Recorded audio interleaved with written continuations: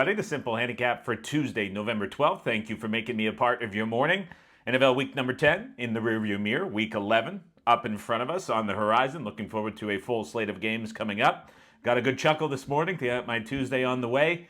If you haven't seen poor Will, on Wheel of Fortune last night, 2 clips. It had me cracking up pretty good, scrolling through the phone, getting ready to record. So that's a good note to start your Tuesday off if you want to get your day rolling. I love when those clips come up, but my goodness, I'm not even going to spoil it if you haven't seen it. Just go search Wheel of Fortune on your social media platform of choice, and you'll get a good laugh. 2 of the craziest guesses that I have seen on Wheel of Fortune in a long time. Poor guy, he looked dead serious too. It wasn't a joke. So have me laughing on this Tuesday morning. Good way to start the week. Let's get you rolling with your NFL market rundown for this Tuesday morning.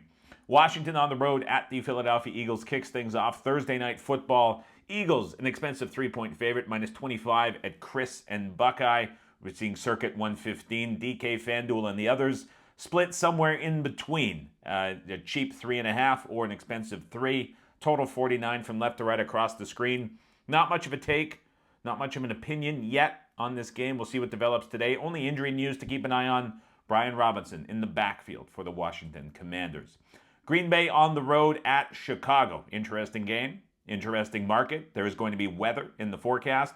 Looks like the first true weather game of the season, if you will. Winds quite high in the forecast.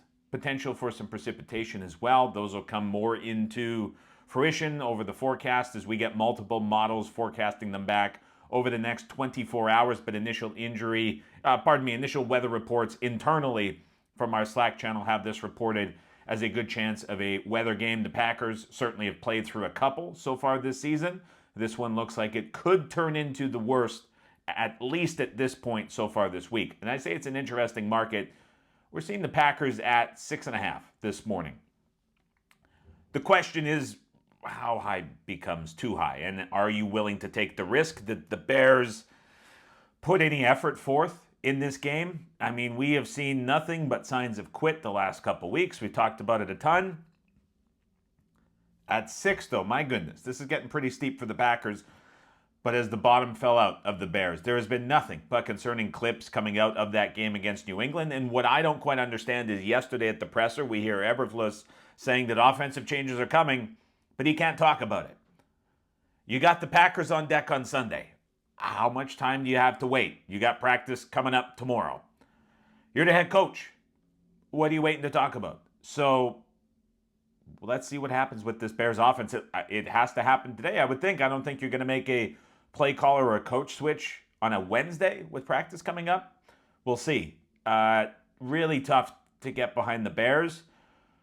But if this, again, at 6.5 trends towards 7, I would expect there to just be number grabbing going on, taking that Bears price, and we could potentially see that still at this current number, as it's certainly inflated. Nothing but under money in the market, 45 now down to 41.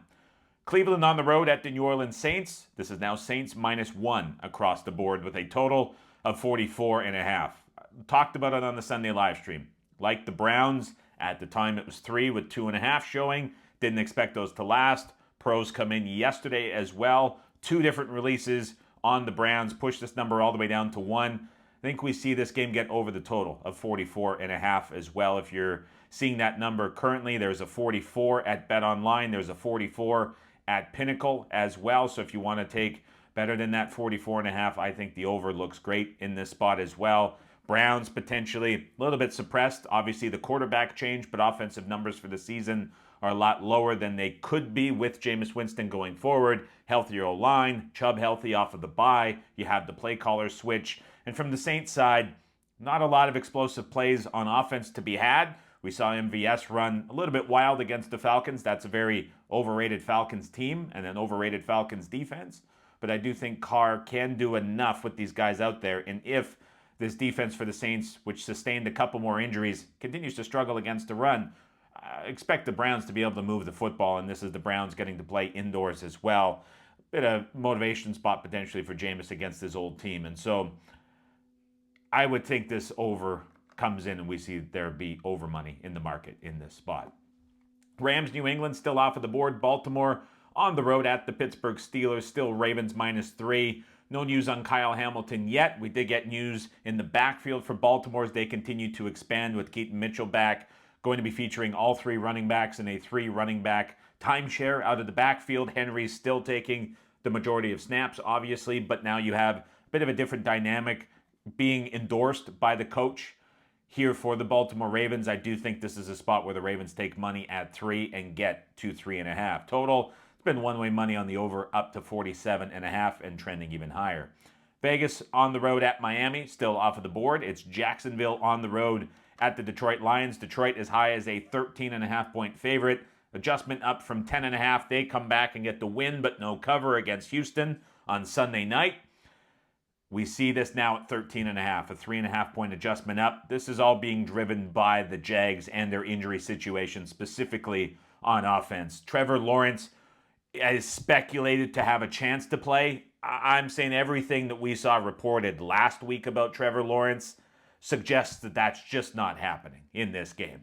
Injuries have been weird all season. The way that it was talked about and the speculation of IR at times last week would really make me bet against him playing this week and start to justify this number being as high as it is.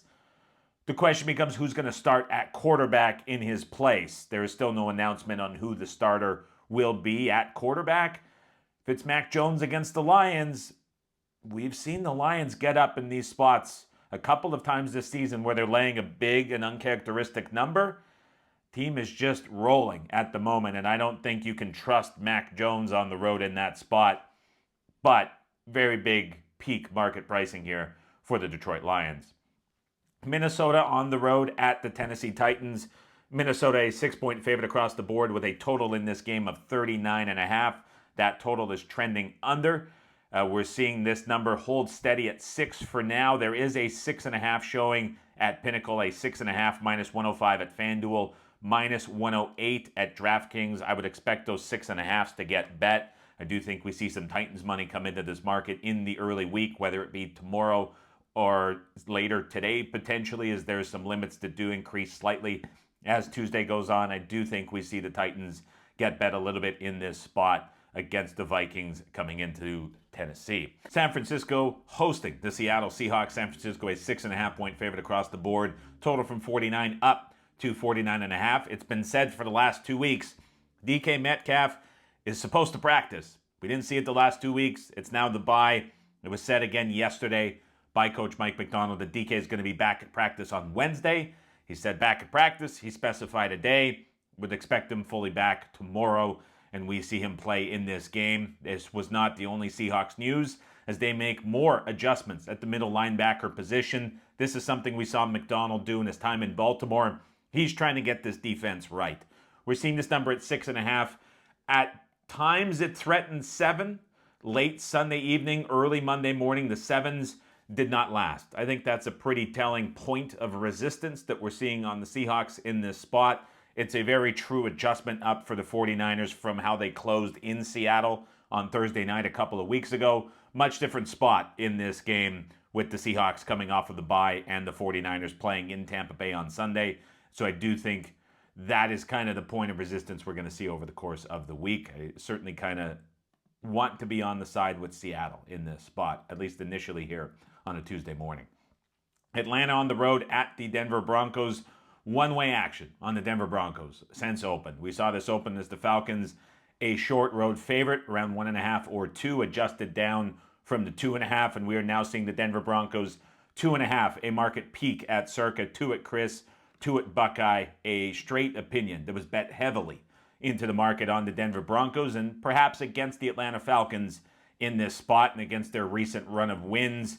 A couple of them sticking within the division, perhaps making the team look a little bit better than they are. A defense that cannot generate pressure. We know Nix is going to operate comfortably from the pocket in this game. Curious to see what this total, lingering at 43.5 at FanDuel, 43.5 at DK as well. 44 shaded heavily to the under at Chris. This was an opener of 43. I do think at 44 with the prospect that Nix is going to be comfortable in the pocket and the Broncos can drive that offense forward. If you have Cousins who could struggle against the blitz-happy Broncos front, but still generate enough big plays, I wonder if we see some over money around the key of 44 push this total up. I don't think we see an opinion come in on the under. To me, if anything, looking at this total, it's one way to the over between now and limit bump on Wednesday. Kansas City on the road at the Buffalo Bills. Bills 2.5-point favorites across the board with a total in this game of 45. The market low at circa, down from the opener of 46.5. We know Keon Coleman will not play in this game. Dalton Kincaid was labeled as seeing how things go over the course of the week. I think you're looking at a true coin flip for Kincaid. The way things sound about Amari Cooper make me think he has a better than 50% chance to play in this game. But you're seeing some injuries, certainly at the skill positions for the Bills. No Kincaid in this matchup, considering how much the Kansas City Chiefs struggle defending tight ends. Think about the Tampa Bay game. Think about some other opponents this season that have been able to exploit that middle of Kansas City. The Bills need Kincaid out there. It's going to be a big Josh Allen game, legs and through the air, especially with the legs.